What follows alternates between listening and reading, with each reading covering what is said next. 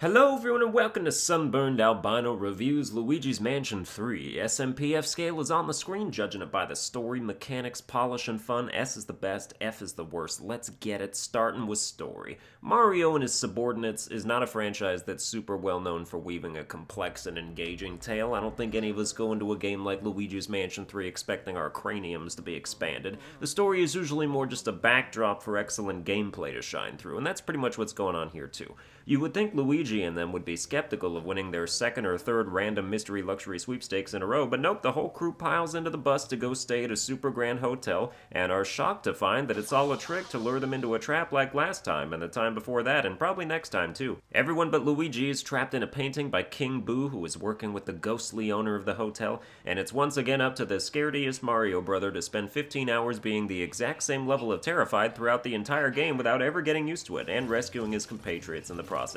The hotel has 17 floors, most of which are differently themed, but the boss ghosts have all made off with the elevator buttons that you have to collect to advance one floor at a time as you slowly creep your way up to the top for your final confrontations. If 17 floors sounds like a lot, it's because it is. This game is deceptively long. The 15-hour figure I used before is my exact final playtime, and I think the game would have benefited from losing about 4 of those hours because despite Luigi's Mansion 3 never dipping below a certain standard of excellence, it still just feels like too much of a good thing, and we'll talk about that more in the mechanics section of this. One thing I was really impressed by was the ghost bosses' personalities. The sheer variety between them all and the fact that there's almost 20 of them, everyone you encountered felt different and unique, which kept you excited for the future even if you were starting to get stale on the formula. I give the story a B. Factoring the unique characters into it takes a decent backdrop and makes it shine a little more into the foreground. Now for the mechanics. Luigi's Mansion has always been about sucking shit up, and this entry is no exception. As someone who loved the original on GameCube and didn't play the one on DS,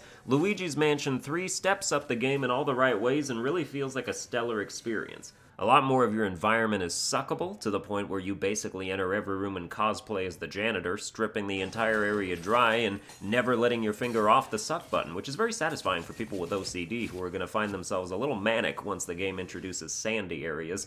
As you go, you're also looking for 6 colored gems per floor, which are well-hidden collectibles that are fun to try and find but serve absolutely no purpose, which is kind of a running theme as far as deep exploration goes. If you remember in the first game, you wanted to collect every little thing you could find because at the end, the game tallied up all your money and used it to build Luigi a new mansion of varying quality depending on how thorough you were. It wasn't like a real reward for the player, but symbolically it felt good. This game has a million times more money laying around, in addition to those gems, but there is no reward for collecting it. EGAD eventually opens up a shop in his lab, but you can only buy 3 things. One is an auto-revive item, and the other 2 are individual sensors that reveal one specific gem and/or boo location on the map.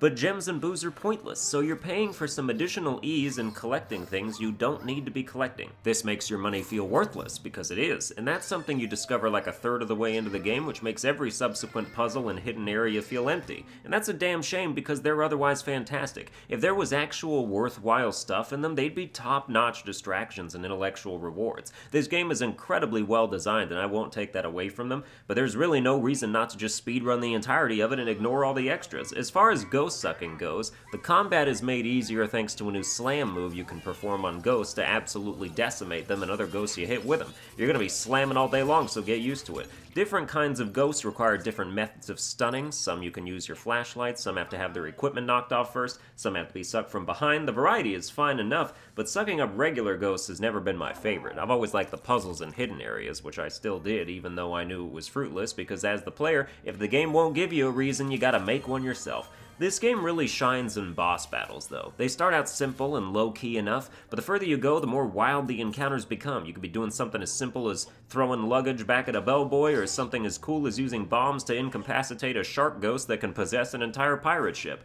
I only have footage of early game to avoid visual spoilers, because Luigi's Mansion 3 is a game that I feel like a lot of the motivation to carry on comes from the wonder and anticipation of what's coming next. You really do get enraptured by the world, and I can see why they packed the a game full of floors because it's tough to decide which ones they would have cut if they had to. They definitely could have saved an hour and a half by getting rid of that goddamn cat though, that's for sure. If you've played it, you know what I'm talking about. Everyone's gonna come away hating that cat. Another thing that ties back into the economy is that once you unlock GUIG, a mechanic that lets you control two identical-ish characters at once and is very cool and important for puzzles, you really don't get anything else. You get GUIG after like 3 floors, and then you don't get another vacuum upgrade until floor 12, and that upgrade is a situational one that's only used once in the main story. This game, in my opinion, could have sorely benefited from a more substantial vacuum/character upgrade system, where you could use the money you collected, or even the gems, to purchase permanent stat boosts and enhancements, like increased health, faster DPS when sucking, stronger slams, reduced flashlight charge time, any number of things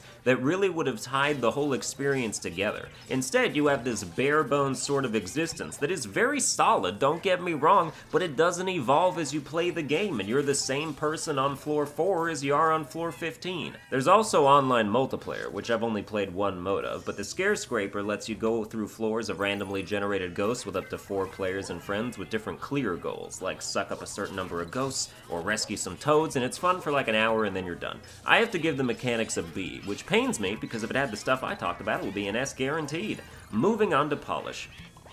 The game is polished, but I've run into a couple phantom hitboxes with ghosts and the occasional floating piece of geometry. Still give it an A. Polish is the part of the review where the better it is, the less I have to say about it, so we can skate right along to fun. Luigi's Mansion 3 is a very fun game that is very good but could have been amazing. But even though your methods of suckage don't evolve, and you're the same character at the beginning as you are at the end, the fundamentals of playing this game never drop below a high bar of quality and engagement. You might feel like you'd be fine if the game ended at around floor 13, but everything beyond your personal capacity for playing Luigi's Mansion 3 is still good, solid content. It's like eating a whole cake and being like, damn, that was a good cake, and the chef is like, well, here, have another of the same kind of cake, and you're like, I can't, I'm full, and the chef is like, you better fucking eat it, dude, and then you force it down, and it tastes the same amount of good, but you still have to throw up afterwards. I give it an A rank in fun. That could have been an S. And that's gonna do it for this review. There's your overall scores. I hope you enjoyed it. If you did, you can like, share, and subscribe. Check out some of my other reviews, which I'm still new at, but enjoying. Follow me on Twitter at Sunburned Albino, and I'll see you guys next time.